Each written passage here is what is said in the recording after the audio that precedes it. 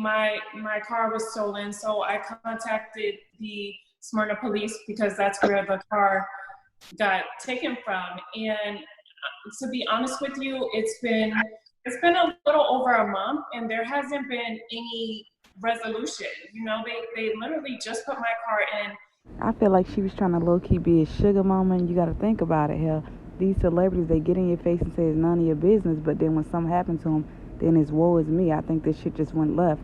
But hit the subscribe button, hit the follow button. Let's get back at it. As stolen, and I put up the post because I was a little frustrated because here it is, I have this vehicle that I don't have, it's stolen, and nobody's telling me anything. So I'm like, all right, well, you know, I know social media is a huge platform, and I know that he's in Atlanta, so let me put the post up. Maybe somebody has seen him. And then when I was talking to Ramona, I realized that we started comparing stories. We started talking to other people. He has been doing this. The amount of stories that have come in, we haven't proven anything. We don't know that these stories are verified, but everybody has a similar story about this man. And so it's like, everybody can't be lying, but really there's not been much traction from the police. Now, Jamie, you're Jennifer's attorney, right? So I would like for you to step in right now and just talk about if something like this happens to somebody, like you're dealing with Jennifer's case, what can a person do? And what are you treated like when it comes to the police department, when you try to report something like this? What are your options? Well, Angela, I appreciate you having me on the program. I've been, for the last 20 years, I've been representing people who were injured or wronged as a result of the negligence or the intentional acts of others.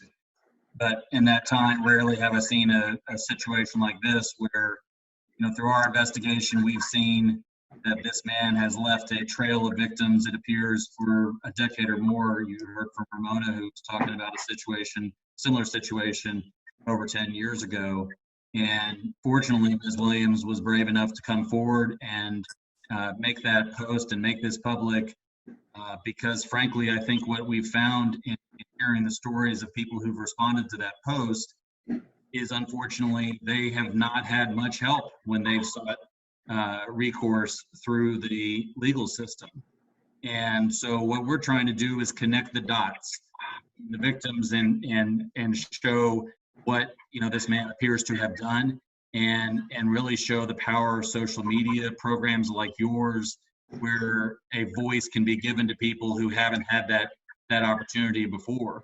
And Ms. Williams is not going to rest in this situation. This is not just at this point about her Range Rover. You know, she's seeking justice not only for herself but for the others. And she has the power of the, you know, the platform of social media and being able to come on your program. And many of the other victims don't have that. Right. So they have, you know, she's reached out to me as an attorney to help her, and we've reached out to the police department. There's an active investigation with the Smyrna Police Department. Smyrna is a suburb of Atlanta, and but frankly, it's really the power of the people that sometimes can put the pressure on that'll stop people like this, because, you know, people who are doing these kind of things, they need to be exposed. And oftentimes individual stories that are not connected, that go to, you know, one police jurisdiction and another, they never get tied together, and people can slip through the cracks. Ramona, I think, has seen that. Mm-hmm. I'm incredibly proud of her, because this situation was something that happened to her over 10 years ago, and she's still seeking justice, and we hope to help provide that for her as well, because, you know, it's time that this all stops. Yeah, Ramona, you can see, just not having the platform that Jennifer has, right, how difficult it was for your story to even be heard, and now it's finally getting some traction 10 years later. I know. And it is difficult speaking with a number of, you know, these alleged victims. There's some strength in anonymity. You know, we were unable to get our stories out. Some people were afraid to come forward to the authorities. You know, how do you report a car stolen when you kind of had a relationship with this person? How do you then report your credit being abused when you had a relationship with this person and you allowed him authority to use your credit? There are a number of people that were just afraid to come forward. And it is a great thing that Jennifer was able to give them that voice so that they can now come forward. And we see that there are dozens on dozens of alleged victims, as she mentioned, the same story, whether it was their credit abuse or money's taken from them, cars taken from them. It has to stop at this point. And Angela, if I could just add something to that, Ramona pointed out something very important there. When people are reporting this to the banks or their insurance companies or the police, oftentimes what they're going to be told is, well, you should have known better, or you should have done this, and you were in a relationship, and were you involved?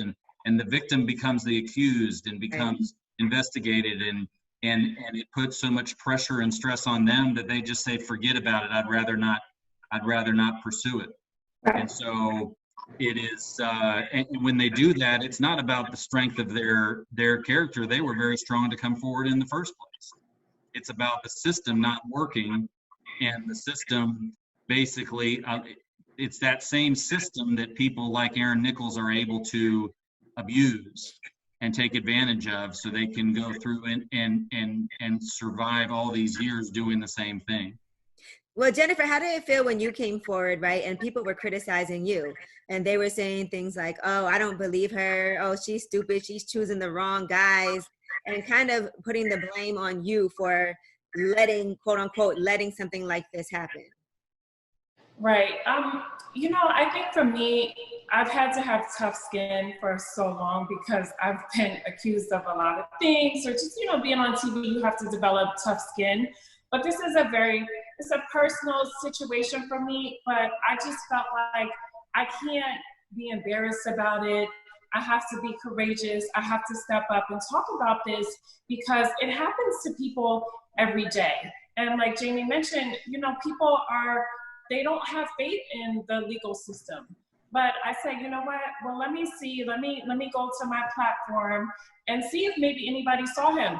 Now, the comments, some of them are harsh, but I do feel like the post has been beneficial because, like I said, a lot of people have reached out to myself. They posted stuff in the comments, and I've learned a lot of information since putting up the post. So I definitely don't regret it, and I think it was a good thing. And you know, there's always gonna be haters, and there's always gonna be people that doubt you. But you know, all I was a victim of was being a nice person.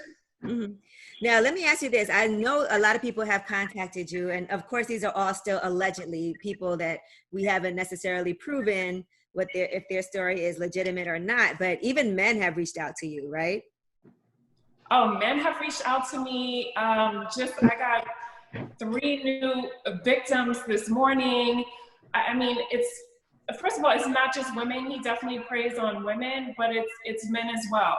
And some men are claiming allegedly they've been in a relationship with him.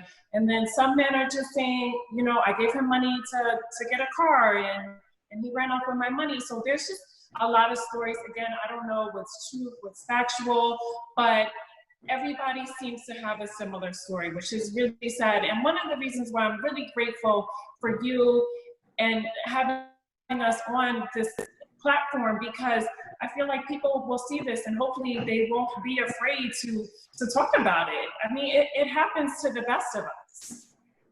Now, Jamie, what would you recommend for a person in this position? Because obviously, besides just this person that Jennifer and Ramona had to deal with, besides just Aaron, people are going through this in general, right? This is definitely a time when, especially during this pandemic, when people are preying on people and they're running all kinds of scams right now. What is the process that you can go through if you're trying to, you know, track down somebody that has stolen from you, that has gotten something from you, that has ruined your credit, any of those things? What's the process that person should go through?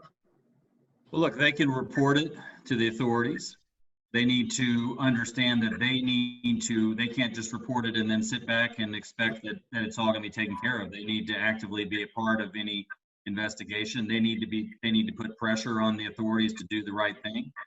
You know, that the authorities work for the people, so the people need to feel that they can expect justice.